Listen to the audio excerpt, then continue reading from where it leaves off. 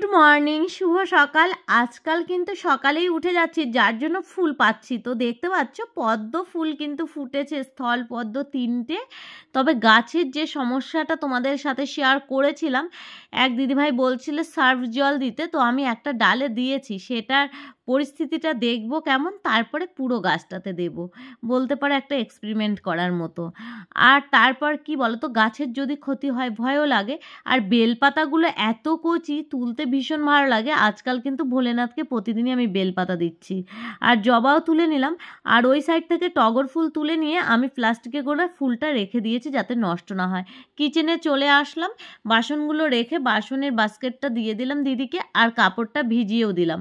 আর আজকে কি করব বলো তো, আলমারি খুলে নিয়ে বসেছি। তোমরা দেখলে ভয় পাবে। মানে এই আলমারিটাও শীতের সময় একদম জ্যাম হয়ে গেছিলো। আর এটা তো আমার পুরোনো আলমারি, যেখানে আমার বেশিরভাগ জামা কাপড়গুলো, যেগুলো মানে এখন পরা হয় না কিন্তু থাকে, কিছু পুরনো শাড়ি যেগুলোর সাথে অনেক স্মৃতি জড়ানো, ফেলেও দিতে পারি না, কাউকে দিতেও পারি না, কয়েকটা তেমন শাড়ি রাখা আছে। আর তারপর মাসি বাসন ধুচ্ছিল টিফিনগুলো। এখন তো আবার স্কুল খুলে গেল, আর টিফিনগুলো ঘরে পড়েছিল, সব টিফিন আমি ধুয়ে ফেললাম, যে টিফিনগুলো ধুয়ে রোদ দিয়ে দিই। আর এইখানে যে শাড়িটা দেখতে পাচ্ছ, একদম নতুন শাড়ি। তো মাসিকে বললাম, মাসি এই শাড়িটা তুমি নিয়ে নাও। আমি একদিনই জাস্ট পরে অষ্টমী দিয়েছিলাম, অষ্টমীর পুজো করেছিলাম। আর দেখলাম আলমারিতে শাড়িটা পরেই আছে, আর মাসিকে বেশ ভালোই লাগবে, শাড়িটার কালারটাও সুন্দর। মাসি প্রথমে নিতে চাচ্ছিল না, বলছিল তুমিই পরো। আমি বললাম, না না আমি পরবো না, তোমাকে দিচ্ছি, তুমি পরো, কোথাও গেলে তোমার ভালো লাগবে। তারপর লিকার চা করে মাসিকে 1 কাপ দিলাম, আমি 1 কাপ চা আর 2টো বিস্কিট, দুজনে খেয়ে নিচ্ছি। আর অনেক গল্পও করলাম। মাসি আগে তাঁতের শাড়ি বুনতো, অনেক রকম গল্প বলল, তো শুনলাম। তারপরে দেখতে পাচ্ছ এখানে এসে আলমারিটা গুছিয়ে নিচ্ছি। আর এত এলোমেলো থাকলে কি গোছানো সম্ভব? আমার পরিস্থিতি দেখতেই পাচ্ছ।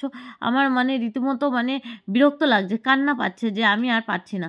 কিন্তু কি করব, কাজ যেহেতু করছি, তো কাজগুলো তো কমপ্লিট করতেই হবে। প্রথমে তো ফেস দেখাচ্ছিলাম না, তারপরে আবার তোমাদের একটু চেহারাটা দেখিয়ে নিলাম। আর দেখতে পাচ্ছ এখানে মোটামুটি একটা মানে ভাবে নিয়ে এসেছি। এখানে কুশনগুলো রেখেছি, মোটা বেড কভার, আর কার্পেট আছে একটা। আর কার্পেট আমি আলাদা বক্সে করেই রাখা রয়েছে, মানে আর নিচে যে নিজের প্রয়োজনীয় জিনিস, তো সব কিছুই রাখা রয়েছে। কিছু সিএসডির জিনিসপত্র যেটা নিচে রেখেছি। আর এই আলমারিটা পুরো দেবো ফাঁকা করে, শীতের সময় না জমে যায়। পুরো আলমারিটা ফাঁকা করে দিচ্ছি, কারণ এটা বেবিদের জামা কাপড় থাকে। আর সেখানে না কখনো এমন হয় তাড়াহুড়ো করে সব কিছু চলে যাচ্ছে তার ভিতরে। তো একদমই বিচ্ছিরি একটা ব্যাপার বলতে পারো। এরকম বিচ্ছিরি ব্যাপার অনেকে শেয়ার করে না, কিন্তু আমি যেহেতু তোমাদের কাছে সব কিছুই শেয়ার করি, তাই ভাবলাম ঠিক আছে সব কিছুই শেয়ার করে দিলাম। আর এখানে আমি রেখেছি সবই শীতের জামা কাপড়। এখানে মানে একটা সুই ঢোকার জায়গা নেই, মানে শীতের জামা কাপড়গুলো ঠুসে ঠুসে রাখা। কি আর বলবো বলো। ততক্ষণে আমার মনে চলে এসেছে, আজকে যেহেতু ওদের ছুটি হয়ে গেছিলো, মানে 1-1.5 ঘন্টার জন্য স্কুল হয়েছে। ফার্স্ট দিন তো ডায়েরি পেজ ছিঁড়ে নিয়েছে আর রুটিনটা দিয়ে দিয়েছে। আর তারপর গ্রুপেও রুটিন পাঠিয়ে দেবে।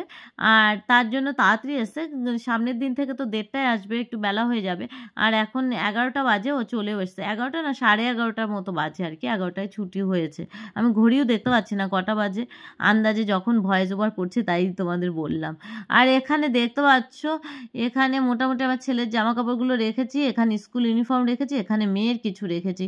আর দেখতেই পাচ্ছ টান মেরে নিয়ে নেবে আর সবগুলো খুলে পড়ে যাবে আর কি, এলোমেলো। আমি বললাম এখন তুমি হাত দিও না, তোমার ওই দিকের আলমারিতে রেখেছি ডেলি ইউজে জামা কাপড়। যাই হোক, এখানে ক্যাপ ট্যাপ যেগুলো ডেলি ইউজে লাগে সেইগুলোই রাখা রয়েছে। আর পুরো এলোমেলো, নিজের কান্না পাচ্ছে, এগুলো গুছাতে হবে। আর এইদিকে মনা এসেই বেবির জামা খুঁজে পেয়েছে, যেটা নতুন একটা পোশাক ও পুজোর সময় নিয়েছে বেবির জন্য। আমি নতুন এত পরবো, আমার মেয়ে পরবে না?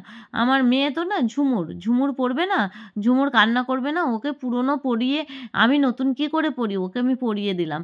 তো দেখো পুতুলটাও খুব কিউট, খুব কথা বলে, কিন্তু কি হয় বলো তো, রাত্রেবেলা একা একাই বকবক করে ওঠে, যার জন্য ওর ব্যাটারিগুলো খোলা হয়েছে, নাহলে আমি ভয় পেয়ে যাই। আর এই দিকে দেখতে পাচ্ছ এখন মানে মাছটা ভেজে ওকে ভাত খাইয়ে দিচ্ছি, ডিম সিদ্ধ মাছ ভাজা দিয়ে, আর আলু চোখা ছিল। কারণ মাছের ঝোল করতে করতে ওর লেট হয়ে যাবে, আর এদিকে ওকে খাইয়ে তারপরে ও মানে স্নান করলো না, একটু পরে করব, পরে স্নান টান করিয়ে ওকে ঘুম পাড়িয়ে দিয়েছে। আর এদিকে আমি মাছ ভেজে নিচ্ছি।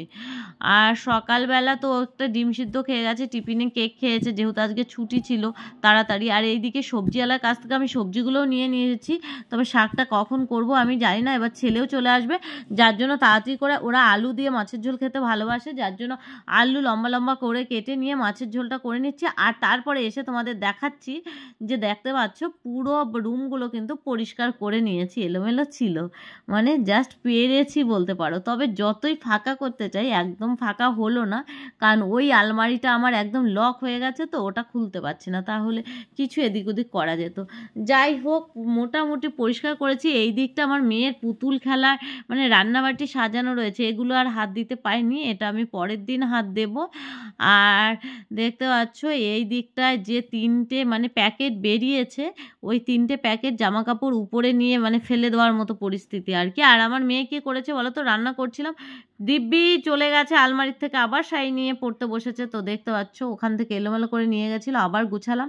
তো মোটামুটি এরকম একটা লুকসে এসছে, ঠুসে ঠুসে জামা কাপড়, বুঝতেই পারছো এখানে আর এর থেকে বেশি আর কিছু গোছানো গেল না। তবে সমস্ত কিছু বার করে এরকমই একটা লুকস আসলো এখানে। তারপরে দাদা চলে এসছে, এই জামাটা না খুঁজেই পাচ্ছিলাম না, আজকে আলমারিতে গুছাতে গিয়ে পেয়েছি। মানে ঘরে বসে বসে অনেক জামা হয় ছোট হয়ে যায়, কোথায় রেখেছি ভেবেছিলাম। আর তারপরে চলে এলাম স্নান করে তোমাদের সামনে টমেটো গাছের সাথে। আমার গাছে কত টমেটো ধরেছে দেখতে পাচ্ছ, আর এই টমেটো বেশ মাখাও খাওয়া যাবে। তবে এখন চৈত্র মাস তো, বাবার নামে অনেকেই বেরোচ্ছে, দেখতে পাচ্ছ খুব আওয়াজ হচ্ছে, ভয়েস ওভার করছি, একটু মানিয়ে নাও।